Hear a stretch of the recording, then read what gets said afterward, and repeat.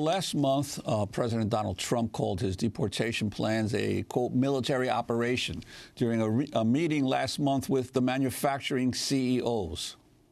You see what's happening at the border. All of a sudden, for the first time, we're getting gang members out. We're getting drug lords out.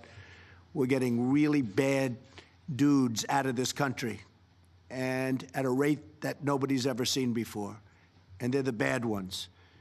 And it's a military operation because what has been allowed to come into our country, when you see gang violence that you've read about like never before, and all of the things, much of that is people that are here illegally. And they're rough and they're tough, but they're not tough like our people. So we're getting them out. But while President Trump talks about deporting drug lords and bad dudes, we turn now to a case in Los Angeles where ICE officials tore a child away from her father as he was taking her to school. On Tuesday morning, Romulo Avelica-Gonzalez and his wife were driving their 13-year-old daughter Fatima to her school in the northeast Los Angeles neighborhood of Highland Park just after dropping off their younger daughter. Then two black unmarked vehicles approached the family's car. Fatima captured part of the arrest on her cell phone, in which she can be heard sobbing as ICE agents arrest and detain her father.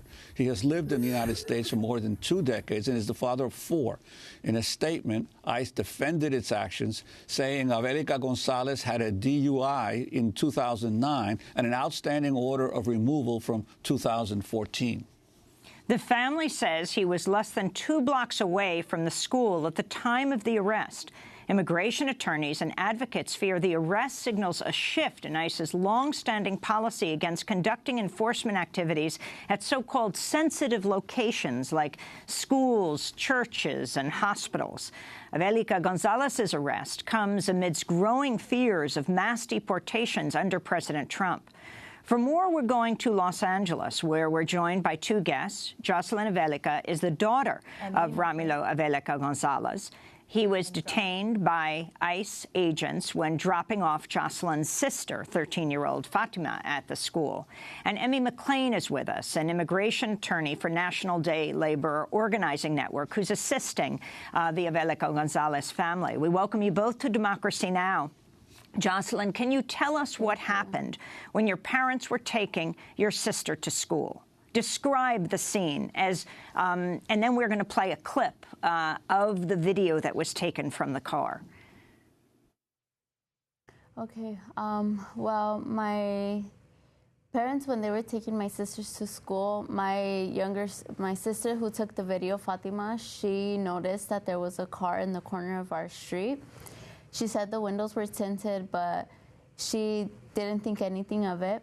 So when they were on their way to drop off my youngest sister, they left her and then they made a right. And once they made that right, my dad figured out that they were being followed and that it was ICE. My dad knew it was ICE. And as soon as he found out, they put little lights and so he can stop. And my dad was really scared. He didn't know what to do. And so eventually when he stopped, then that's when my sister started crying and they told him, what's your name? And you have a deportation. And when they... I wanted to play, Jocelyn, the video. Who took this video? My sister, Fatima. Fatima was sister, actually... she's 13 years old. So she's filming, and let's just listen.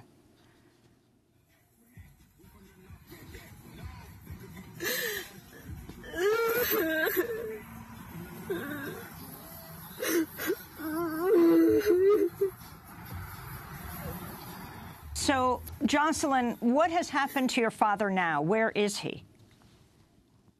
Right now, my dad is in Adelanto, California. Where?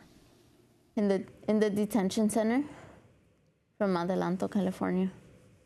And Emmy McLean, could you tell us a little bit about her father and his interactions back and forth with immigration over the past few years? Yes, Romulo Avelica-Gonzalez has lived in the United States for over 25 years. He has 4 U.S. citizen daughters in the United States. Jocelyn is the second eldest. As she mentioned, he has a 12 and 13-year-old daughter who were the ones who were being taken to school that day when ICE agents in 2 vehicles followed them to school, picking up and arresting Mr. Avelica literally right after he dropped one of the daughters to school and as he was en route to drop the other daughter to school. ICE agents and ICE intended to deport Mr. Avelica that day. On Tuesday when they were picked up. They were planning, after more than 25 years in the United States, they were planning to put him on a bus to Tijuana within hours of picking him up outside of his daughter's school. The community rallied, the school rallied, Jocelyn and her family rallied in a way that was, truly extraordinary, and the community's actions prevented his deportation that day. But as Jocelyn shared, Mr. Avelica is currently in a detention center, a private for-profit detention center in the desert, about an hour and a half outside of Los Angeles. So it was a really important victory on Tuesday, but there needs to be a lot more action and a lot more engagement from the community to push back on these egregious actions by ICE to prevent his ultimate deportation.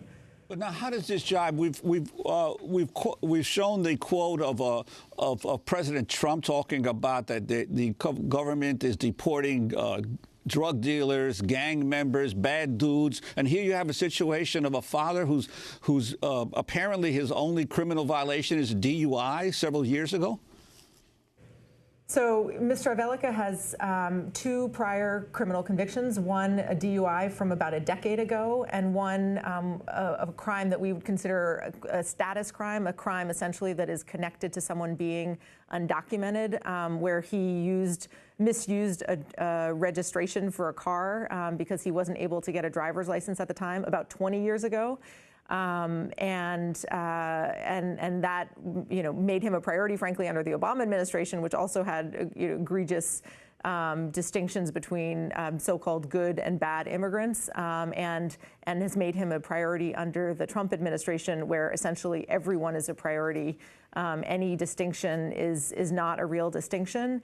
And part of why it has been so important to have the community rally around Romulo Avelica-Gonzalez's case is to demonstrate that no one is disposable, that we need to contest every single case, that we need to fight back against these kinds of deportations and this kind of rhetoric and propaganda that's coming from the mouth of the president.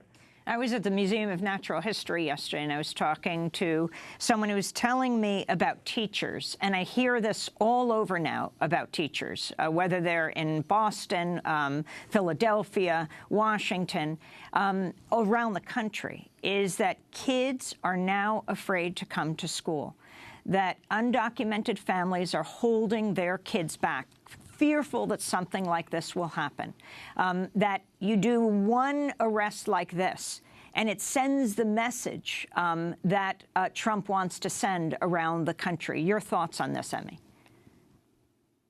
Yeah, I mean, I think that's one of the struggles with this case. It's gotten an extraordinary amount of attention, which, Jocelyn can share how that has really energized her father and energized her family, the amount of people that are fighting back. In some ways, that can have the kind of deterrent effect that we know that Donald Trump wants. We know that he wants, as we heard in some of the previous stories, to make people afraid of coming to the United States, to make this country unwelcoming of immigrants. And a case like this, getting the kind of attention that it's got, can have that effect unless we use this case to fight back, unless we refuse to be desensitized to the kind of horror and trauma that we see in the video that Fatima shot, unless we use that as an opportunity to mobilize and to fight back and to say, not in our backyards, not in our cities, not in our community, not in our country. We are going to not be complicit in this kind of brutal immigration enforcement actions from this administration or any administration. And Jocelyn, could you talk about the impact on your family of your father now being in detention, taken away from you, and also your reaction to the support you've gotten from the community and from advocates? It's been amazing, the whole community, how they came together, and that's really important. I think as a community coming together, we will win and we will be victor. We will have a victory in this. And my family, we are truly blessed to have all of this going on. When we feel drained, when we feel like we can't go on, we hear my dad's voice. And once we hear my dad's voice, we want to do so much more, and we want this to help other families also be able to speak out, do not stay in the shadows, speak out, and also have a plan. And I think this is making my family so much stronger. Although my sisters, this has affected them in so many ways. They were in, they're in Students Run LA, and they had a 22-mile on Saturday, and they had to run 22 miles, and they were crying the day before to my mom, saying, I don't want to go, I don't want to go, because my dad was always the one cheering them on there. My dad was always, we're gonna take the bikes, and we're gonna, after that, we can ride bikes, and they're gonna do the LA Marathon for my dad. So the run is gonna be for my dad, Release Romulo. And, but I see their face every day, and I know they're not the same. My sisters are not the same. But this is why we're fighting.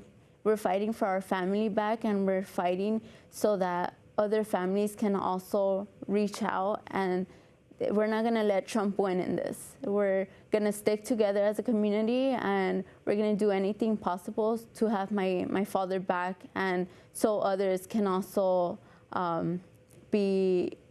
so they can feel like they have the support.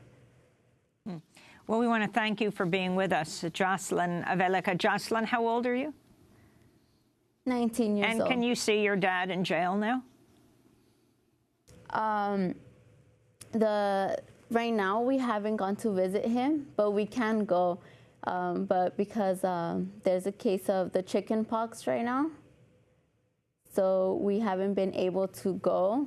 But as soon as that gets cleared up, we're gonna go see my dad. Jocelyn Avelica. There's a quarantine in the facility, and they haven't lifted it, so it has been very difficult for the family. There's a quarantine in the jail, so all the prisoners like her dad are being exposed to this?